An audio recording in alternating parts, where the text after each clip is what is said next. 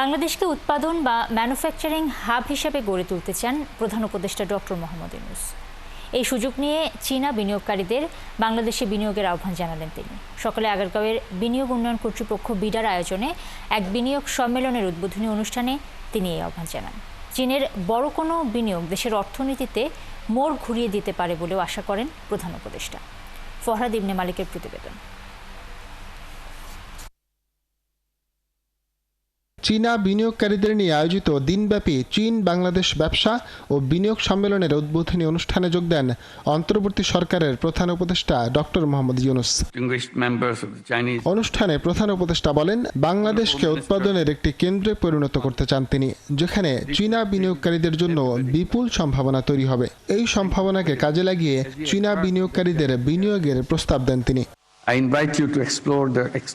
বাংলাদেশকে ম্যানুফ্যাকচারিং হাবে পরিণত করতে আপনারা এখানে বিনিয়োগ করুন। এখানে তৈরি পোশাক, জ্বালানি, কৃষি, পাট, তথ্য প্রযুক্তি শিল্পের অপার সম্ভাবনা আছে।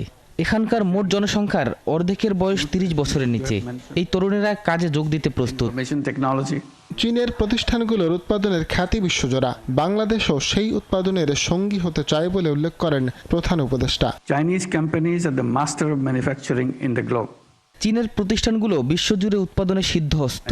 আমরা তাদের সঙ্গী হতে চাই।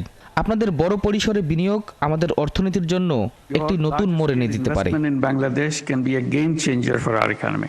সম্মেলনে উপস্থিত ছিলেন চীনের বাণিজ্যমন্ত্রী ওয়াও ওয়েনতাও এবং বাংলাদেশে নিযুক্ত চীনের রাষ্ট্রদূত ইয়াও ওয়েন সহ দেশটির প্রায় 250 বিনিয়োগকারী। ফরহাদ ইবনে মালিক, 71, ঢাকা।